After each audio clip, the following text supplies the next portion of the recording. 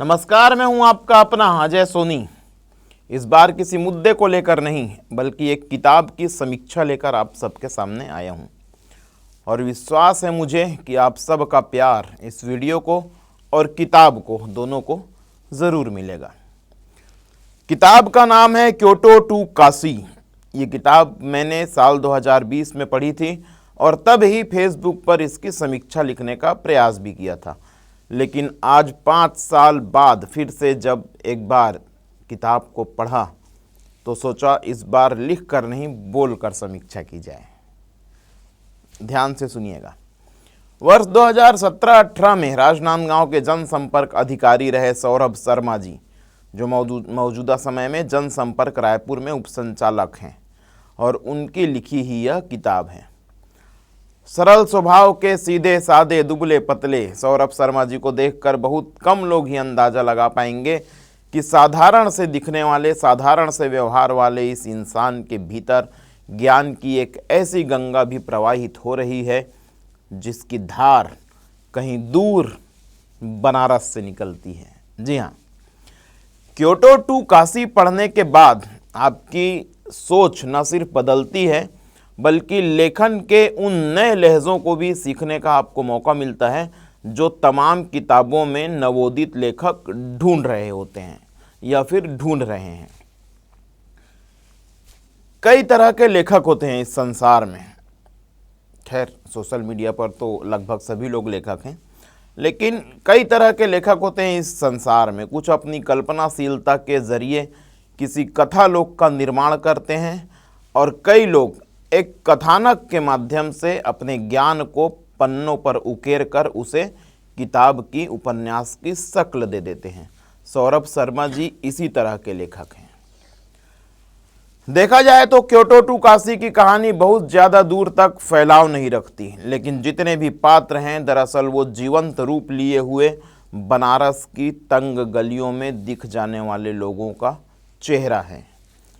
शुरुआत में एक संस्कारी परिवार की पृष्ठभूमि को पढ़कर ऐसा लगता है कि उपन्यास सामाजिक तानों बानों का दर्पण की तरह होगा, लेकिन बीच में शुभ, मनु और श्रीकांत जैसे किरदारों को पढ़कर लगने लगता है जैसे कहानी आगे चलकर एक बहुत ही अच्छी प्रेम कहानी में तब्दील हो जाएगी। लेकिन जैसे जैसे आप आगे बढ़ते हैं, पन्ने पलटने लगते हैं, तब आपको पता चलता है कि दरअसल कल्पनाशीलता से परे एक कथानक के जरिए लेखक ने अपने ज्ञान का भंडार किताब में उड़ेल दिया है, जिसमें तरह तरह के किस्से और बनारस की गलियों के इतिहास को बताया गया है। कुछ लाइनों को आप गूगल पर सर्च करके भी देखिएगा। कुछ लाइनें गूगल पर सर्च करने के बाद उनकी जानकारी बटोरने लायक भी है। मैंने भी ऐसा ही किया था।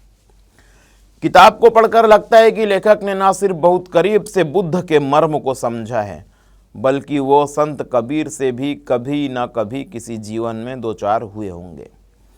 तमाम सिनेमाई बातों को गहराई से जगह देने के बाद गीत, गज़ल और संगीत की गहराई को पढ़कर लगता है मानो कभी किसी जमाने में सौरभ शर्मा जी ने माया नगरी के भीतर भी जरूर काम किया होगा। किताब के मध्य में प्रखर व गोधरा के जिक्र के बाद लगने लगता है जैसे राजनीतिक क्षेत्र में भी लेखक की काफ़ी गहरी पैठ होगी। तमाम किस्सों को बटोर कर लिखे गए इस उपन्यास क्योटो टू काशी का सार यही निकलता है कि इंसान अपनी जड़ों से बिछड़ तो सकता है, लेकिन उससे टूट कर कहीं नहीं जा सकता। फूल टूट कर बिखर जाने के बाद भी अपने बीजों से नए पौध रोप जाने का इंतजाम कर जाते हैं, बिल्कुल उसी तरह। किताब में एक चीज़ और गौर करने लायक है जो बहुत ज़रूरी भी है। मौजूदा समय के ज़्यादातर लेखक आज के दौर में सेक्युलरिज्म का चोला ओढ़े हुए हैं और किसी का भी स्टैंड लगभग क्लियर नहीं है, लेकिन क्योटो टू काशी में लेखक ने स्पष्ट किया है कि वामपंथी मतलब वामपंथी और दक्षिणपंथी मतलब दक्षिणपंथी। ये स्टैंड बहुत आवश्यक है।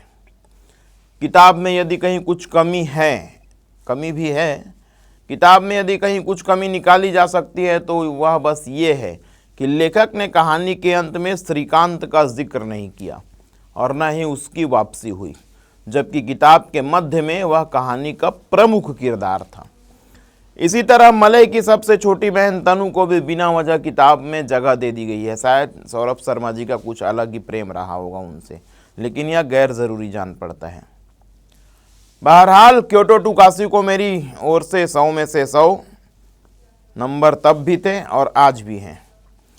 और एक सलाह नवोदित लेखकों को कि यदि आपकी किताब कहीं किसी मोड़ पर अधूरी अटकी हुई है तो आप इस किताब को ज़रूर पढ़ें। मुझे पूरा विश्वास है कि आपको रास्ता मिल जाएगा।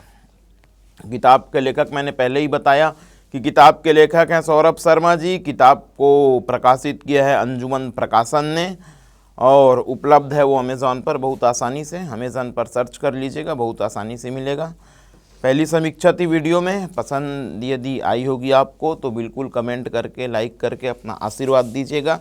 और यदि पसंद नहीं आई होगी तो क्यों पसंद नहीं आई और कहाँ पर सुधार की आवश्यकता है यह भी ज़रूर बताइएगा। तब तक के लिए नमस्कार।